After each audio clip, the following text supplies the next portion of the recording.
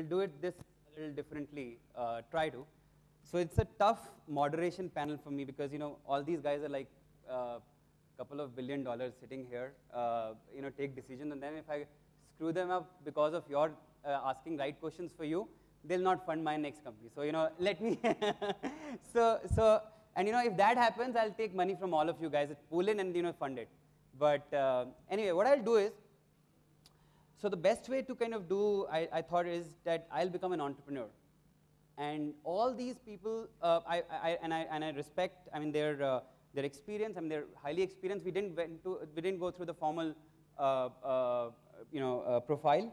But I can tell you, for Shailendra, for Rahul, and for Sameer, they're all highly experienced venture capitalists in the country, invest and seize companies in and out, and therefore, they most likely, I believe, will be on common platform in terms of what they think, in terms of what my questions would be. So what I'll do is, we will go sequentially, okay? I'll ask questions, and we'll go sequentially, and it's not about I'm asking from anyone. Okay, so it's Shailendra, then Rahul, then Sameer, and then back to Shailendra, okay? And we'll do it like that. And in the end, I'll try and see if there are questions left for you to answer, for you to ask.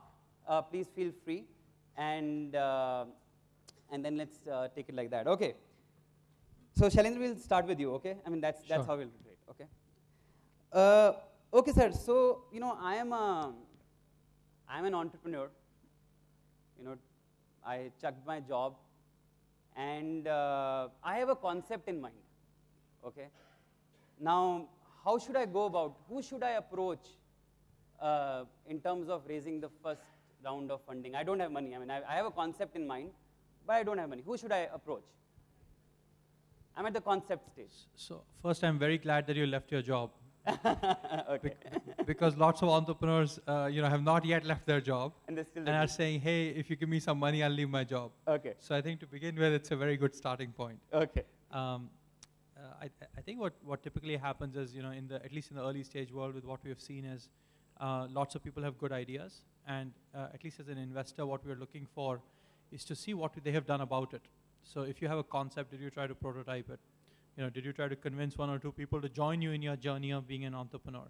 So, who believes you? Do your friends and family believe you? Do your colleagues believe you? Does your ex-boss believe you? Maybe they've given you some seed capital. Do some engineers believe you who may prototype it for you? So I think, when you're that early, it's probably best to try to surround yourself with people who are your supporters, and try to build something which turns a concept into something that people can start to touch and feel. These days the barrier to build what is now called a minimum viable product, is so low that we find people with very little amount of capital, very little time, can actually come up and do something about the concept. And once you get to that stage, I think it's probably time to talk to a bunch of angels or seed funds. Okay, so at concept stage, probably surround yourself with friends and family. Okay, Rahul, so I have picked that capital from friends and family, and I've done my, how much stake should I give them? Sure. So, I think the biggest mistake that folks like you make is that you give up too much, right?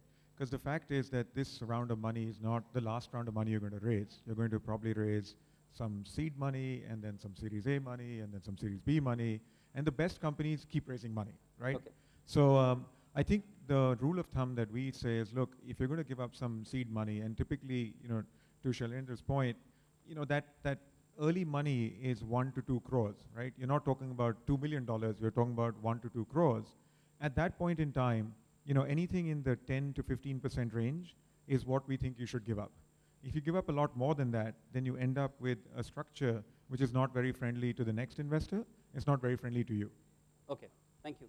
Sameer, how do I, that said, now, I don't know about exit. I don't know when will, the exit happen, typically, of my company. It's a concept. I've done some POC. I don't know about exit levels. And do you think, is my concept fundable from a Series A point of view? How do we decide that, is this VC-able, fundable concept or not? Is my venture fundable from a VC like you guys or not? Yeah, so from a VC standpoint, ironical as it may sound, the exit is more important before you get in than getting in itself.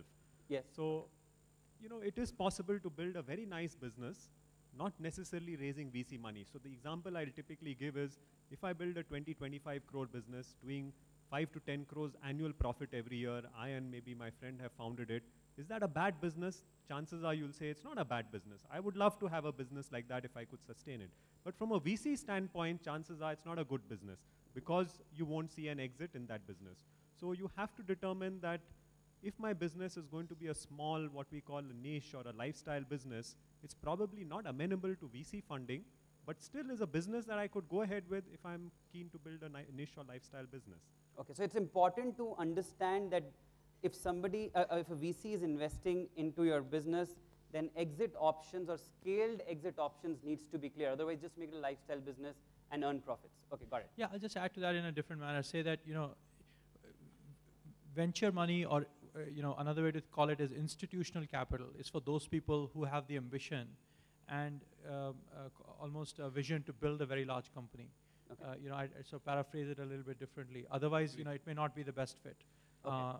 And there's lots of nice lifestyle businesses. We all have some friends and family, you know, who've done businesses in India that have, you know, nice things going for them, but, you know, not a good fit for institutional What's capital. the definition of large? And that was the question for you. Yeah, to us, you know, if it's a very attractive internet type business, we probably won't invest in it unless we can be convinced that it can be, you know, bare minimum of 100 crores of revenue in an investment.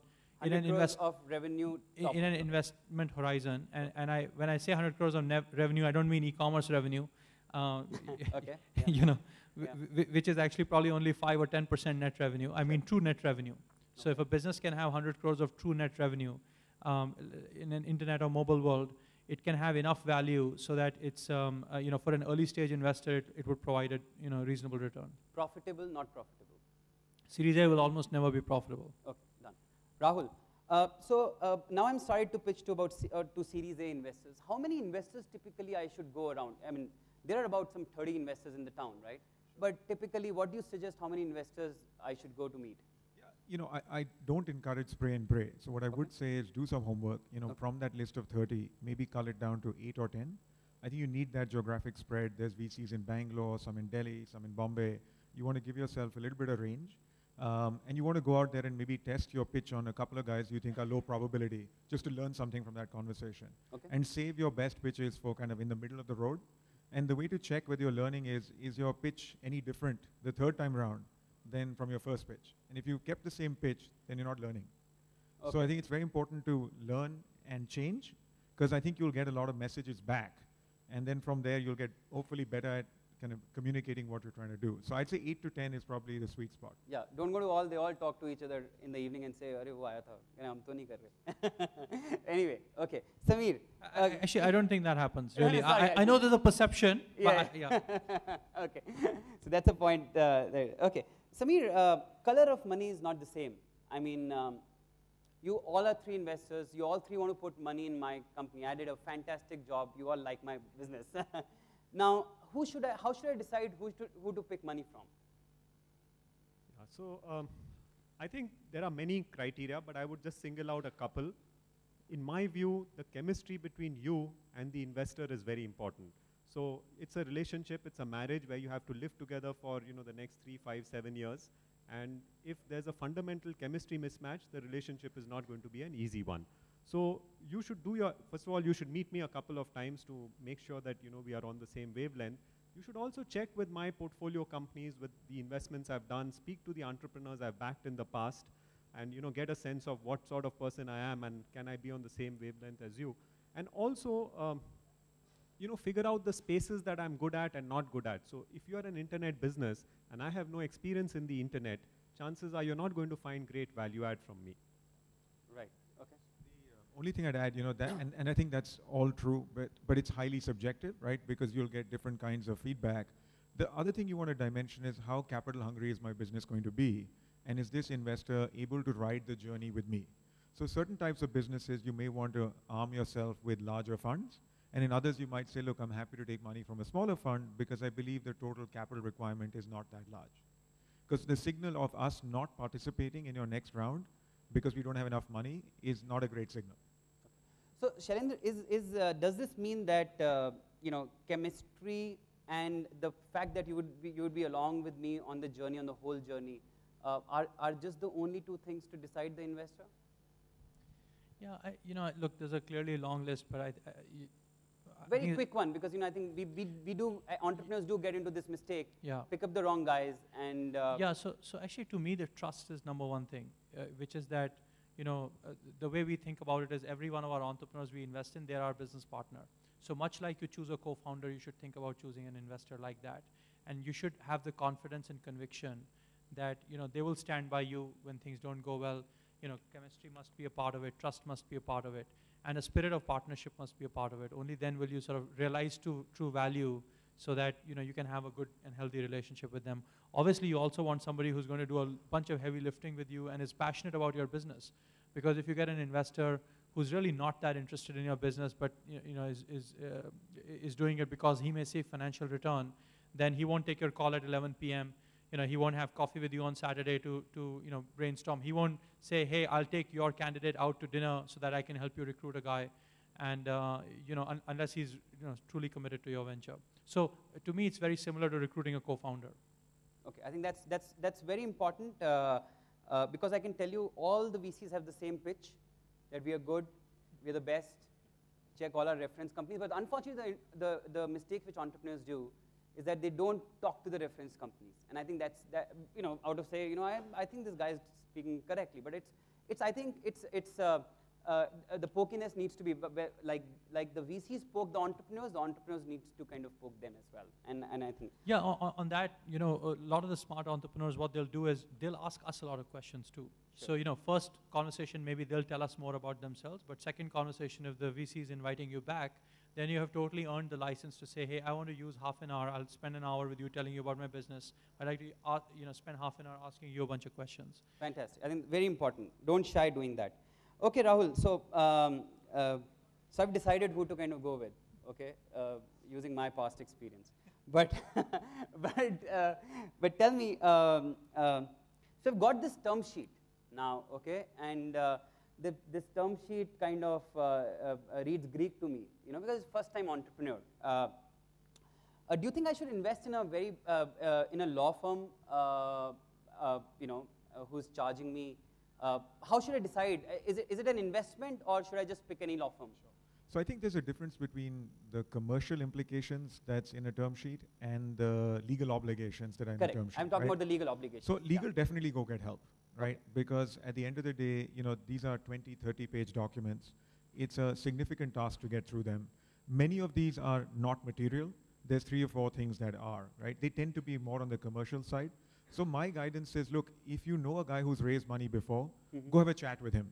Okay. Because lawyers, their job is to, no offense, but to try and drag these things on. So go to a founder, a buddy who's raised money, and say, look, what were the challenges? What were the issues? What should I worry about, if anything?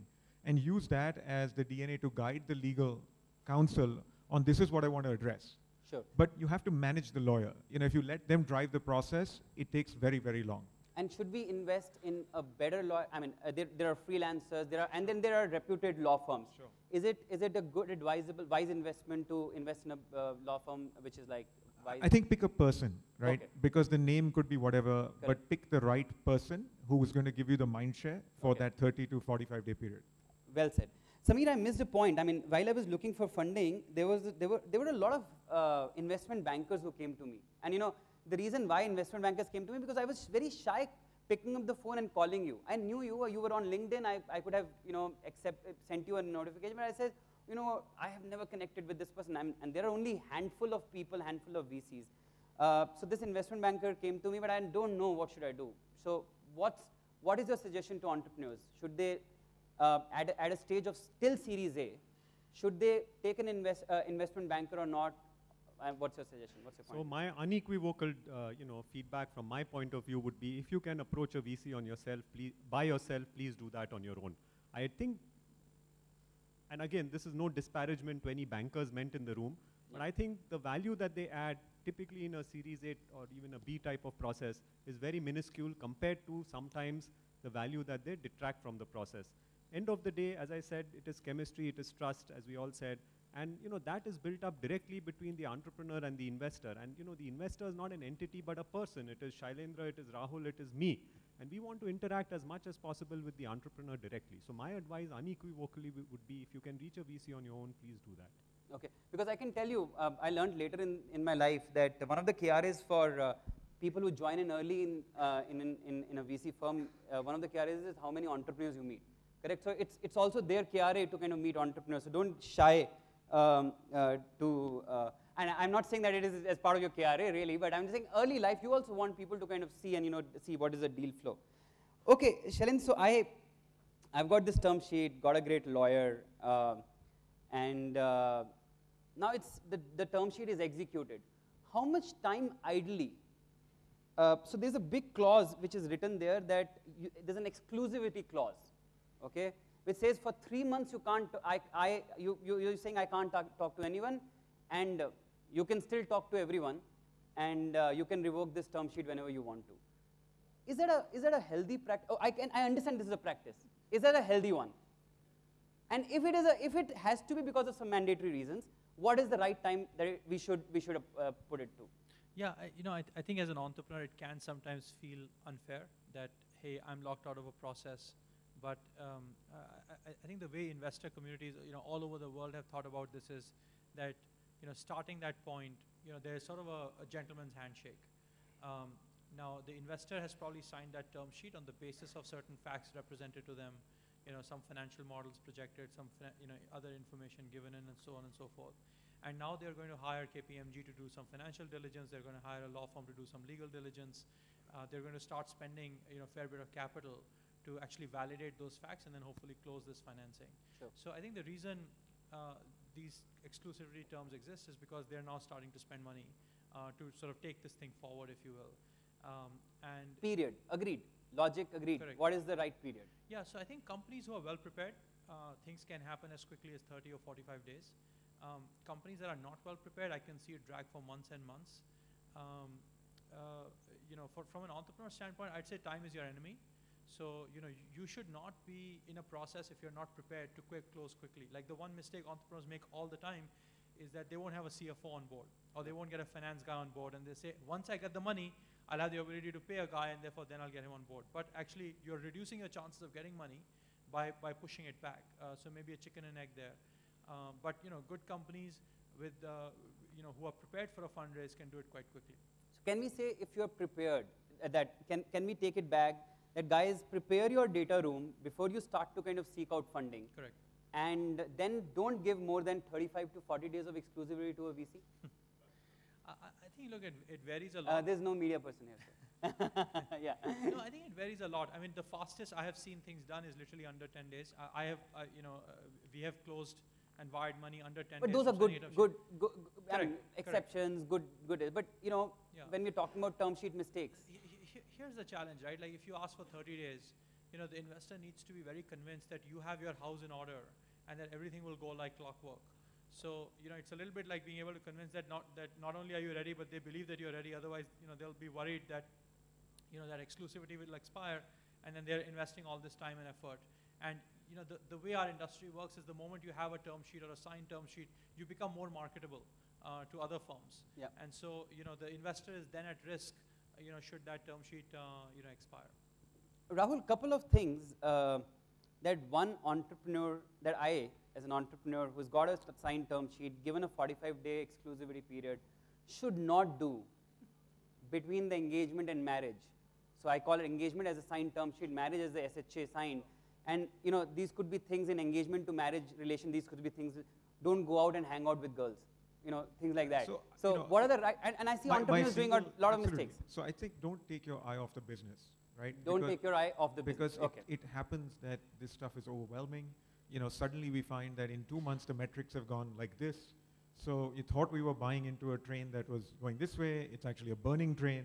So at this point, the founder or promoter is key to the business, right? He's out there selling, he's out there hiring, and 2 months is a lifetime, right?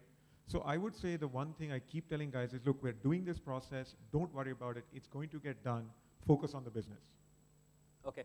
So one of my learnings is close it as fast as possible. Don't keep the term sheet open for longest times, even if it takes to kind of double up your focus between business and the term sheet. I mean, The that's only chicken thing I and- want to add is, different firms have different philosophies to term sheets, right? And there are practices where people issue a term sheet to block a deal, and there are people who do the homework before, right? I'll come to that question. So we should have that. Okay. Samir, there's a very clause like liquidation preference, right? A clause which actually took me some time to kind of learn. But I'm not asking what is the right number there on liquidation preference, but tell me, how should I read it? How should I think that what is the right number? There's 3x liquidation preference.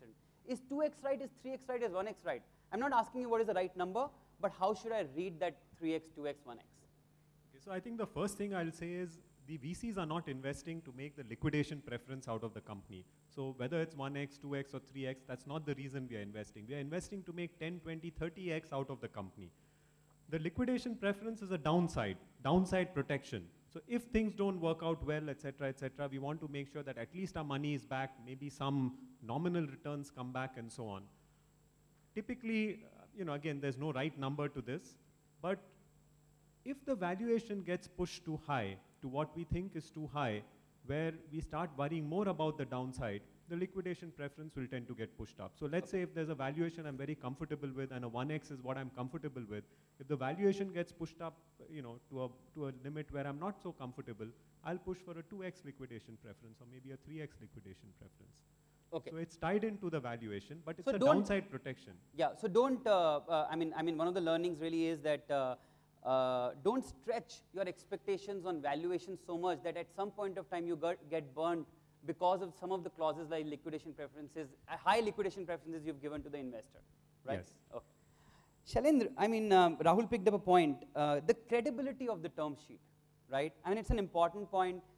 Every, at least the VC firms I've met in my lifetime, they've all said that, term sheets is like signed document. We've seen it all. We've done all the due diligence.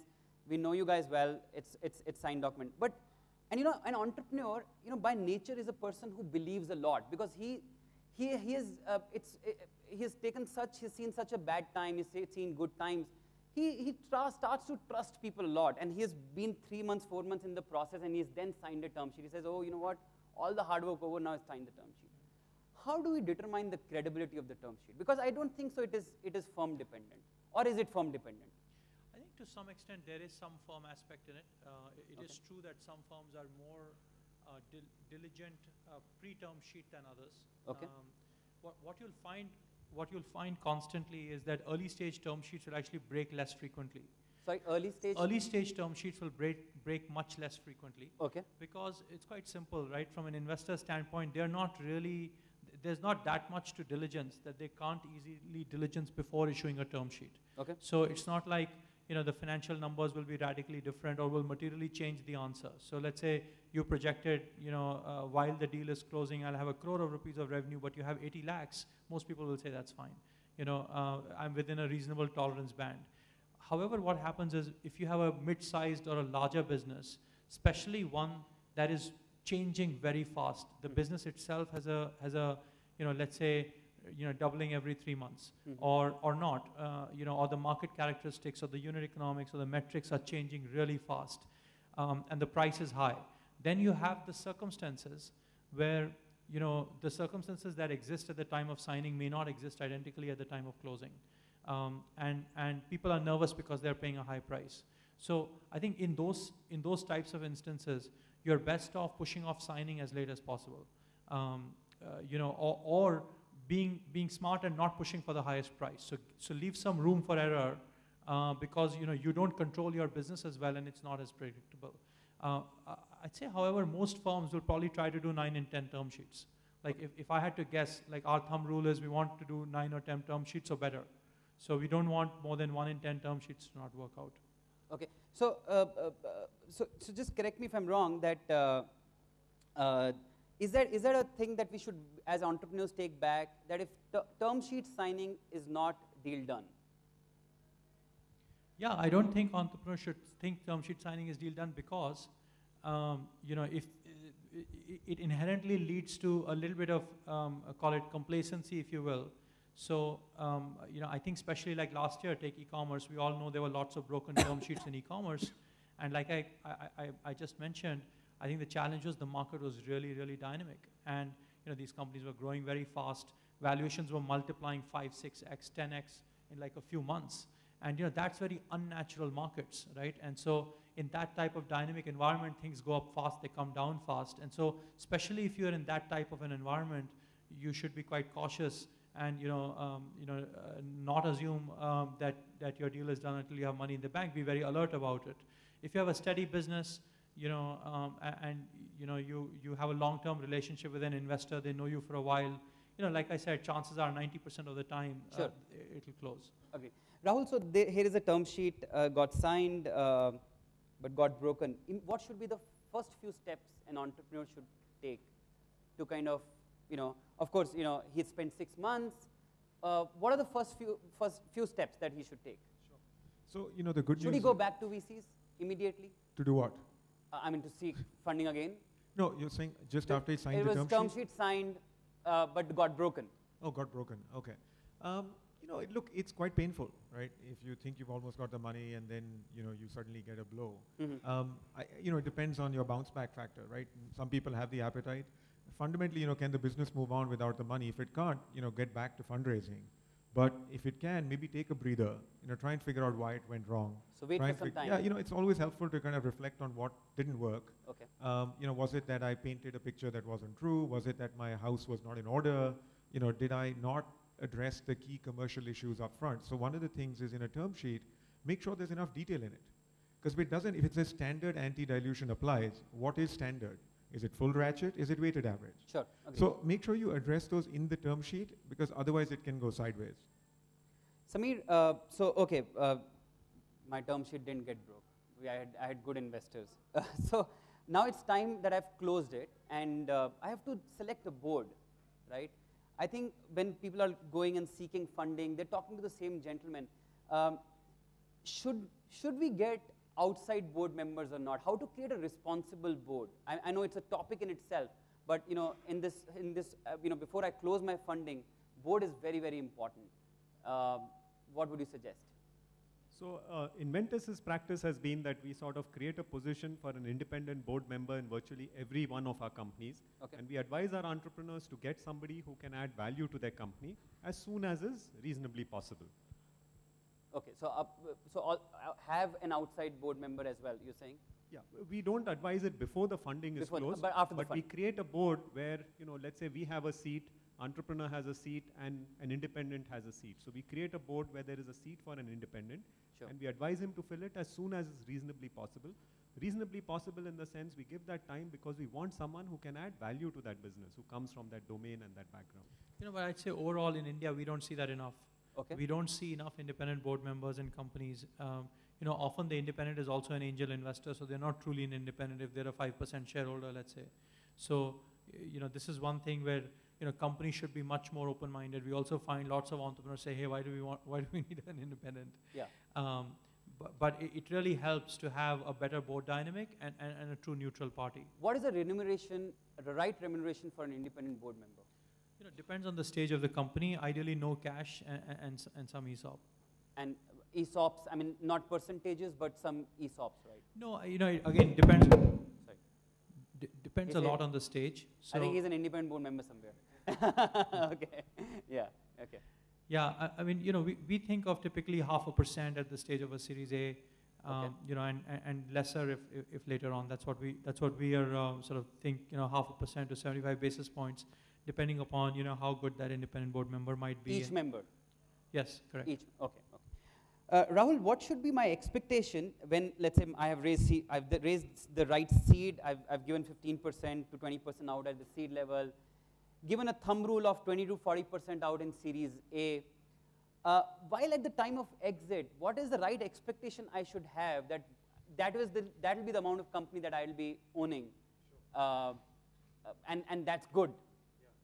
So, there's clearly two types of entrepreneurs. Those that are very fixated on 51%, right? Okay. And come what may, They may even sacrifice the business to continue to own that much share. Hmm. And there's another bunch that says, look, I want to grow the pie, and as long as I feel like I'm in the driver's seat in the business, and I have enough upside, and in our mind, what we've seen over the last many years is that at finish, if you own anywhere from 20 to 30% of your company, and most of these guys have not put any money in, they'll do really well. Okay. So, I think all of us are trying to grow the pie, and so don't limit the growth of the company by saying, oh, I might end up diluting too much. Okay. Because with every round you will dilute, but try and solve for that 20, 25% ownership at the finish line. But would you agree that till Series A at least, one should not dilute to majority? Is there any merit? I mean, if you're saying so that one can also Look, give it. I think there are seed deals where we have invested and we owned 50%. That company is worth 750 million today. So the Okay. fact is, it really is a function of what did we see Scale when we and pie. yeah, when we okay. wrote the check, it was one guy and an idea, right? Right. And he said, okay, I see you guys as being equal partners, so 50-50, Okay. right? So fantastic. it was really his call. But that was seed? Seed. Oh, that was seed. So that was an extreme case, right? Okay. So that was unusual, but Okay. I will say that be mindful of how much. We've seen situations where we walk into a Series A deal and the guy's given up 30%. And then we have to work very hard to figure out, look, how do I make enough room for the founder? Because we want our 30%. The old guy may or may not want to continue. So now what's happening is we're ending up trying to cash out the guy, and that's not the best use of our money. Okay, got it. Samir, one of the last points I have on questions is that, so there are a lot of VC firms, and and I think this was the question which I started from, but I thought I'll address it again. Between concept, my POC done, my revenue in, and there are different stages of business. There are different milestones. Can you tell us that, at this stage, you should definitely not approach a VC. At this stage, you should definitely not approach an angel. At this stage, you should definitely not approach a Series B guy. Because right now, there's a lot of gray area, right? A Sequoia does an incubation, and at the right context, right? In the right context at the right time. But still, I don't want entrepreneurs' time to get wasted. Some rule of thumb, what would those be? So, it'll be impossible to say never do this or never do that. Sure, This is a agreed. business of exceptions, this whole venture capital business. Okay. But typically, Series A investors look for some validation of your idea. So POC done. a POC done, maybe some customers, maybe a beta of your customer doing a trial with a beta of your product doing a trial with some beta customers, Okay. something of that sort. Maybe Okay. some early revenues, maybe not. But just an idea, it's unlikely a Series A investor would invest. Now, I know many Series A investors also do some seed and some incubation. So maybe you should go Those to are the, yeah. that's a different issue, right? Yeah, But yeah. so just with an idea, I think Shailendra mentioned this, friends and family is probably the right That's way. the starting point. But after friends and family, should I then approach an angel fund, or a seed fund, or directly go to a Series A? I just wanted to kind of proof check So that. with some market validation and some proof of concept, I think you can approach a Series A Okay. investor. Okay.